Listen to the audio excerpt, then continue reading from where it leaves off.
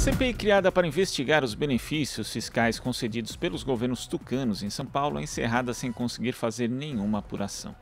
A oposição pretendia dar transparência a apurar possíveis irregularidades nas renúncias fiscais, estimadas em 64 bilhões de reais neste ano. A reportagem é de Rodrigo Gomes.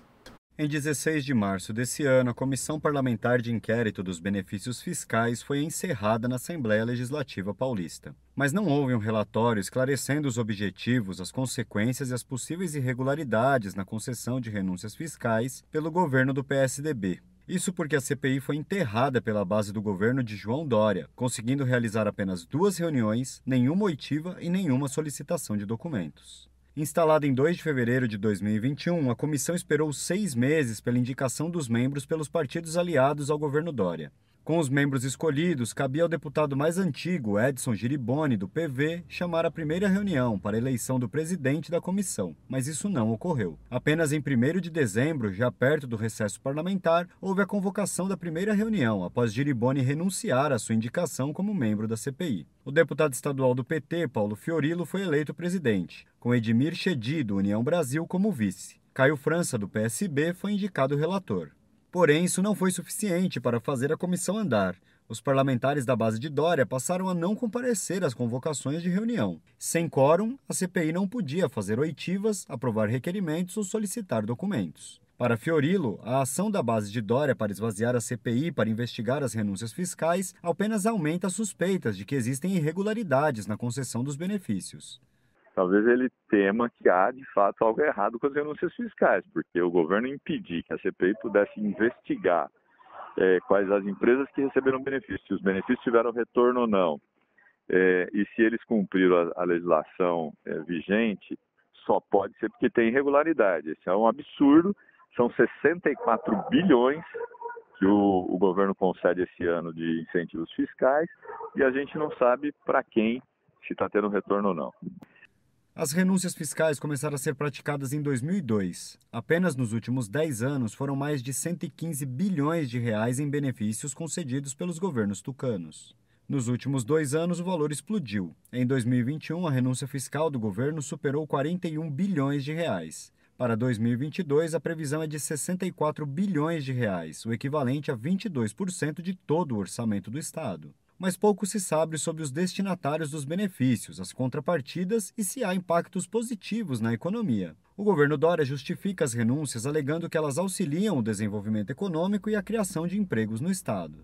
Mas o doutor em economia e assessor do Sindicato dos Agentes Fiscais de São Paulo, Juliano Goulart, autor do livro A Política de Renúncia Tributária do Estado de São Paulo, avalia que a prática só beneficia os empresários.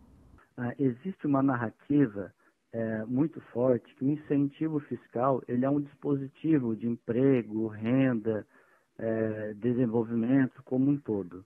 Essa narrativa é muito utilizada pelas federações das indústrias, no Congresso Nacional, e inclusive até próprio em federações de trabalhadores. Mas quando a gente vai olhar o movimento da totalidade, esses incentivos fiscais são carregados de contradições. E as contradições são quais?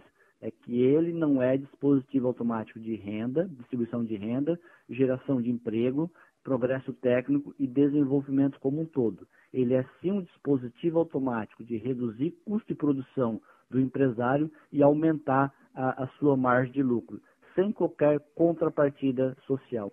Ao mesmo tempo em que não se sabe os benefícios, é bastante claro que as renúncias fiscais prejudicam as áreas sociais com redução de verbas. Entre 2002 e 2021, estima-se que as renúncias fiscais tiraram 86 bilhões de reais da educação, 34 bilhões de reais da saúde e 27 bilhões de reais das universidades estaduais. Além disso, a prática afeta também os municípios, fazendo com que haja redução dos recursos a que eles teriam direito, como explica Goulart.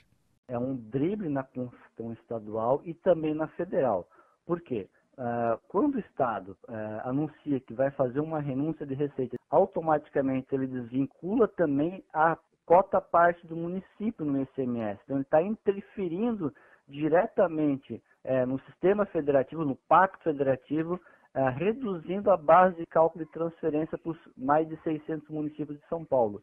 E também nós temos as 3 universidades, a USP, a Unesp e a Unicamp, que tem uma cota à parte do ICMS que ainda tem desde o tempo do Orestes Quercia. Então, quando você renuncia, automaticamente está reduzindo a base de cálculo que vai compor as transferências para as universidades.